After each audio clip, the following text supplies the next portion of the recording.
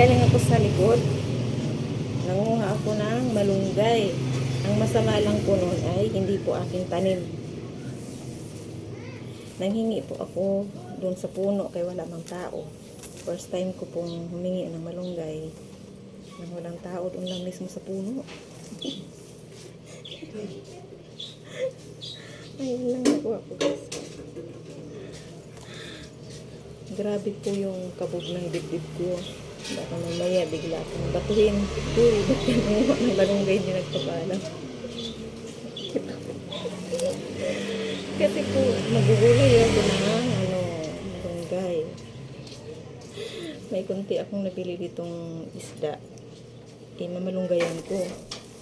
Tapos yung iba nito ilalagay ko sa manok. Yan lang, guys.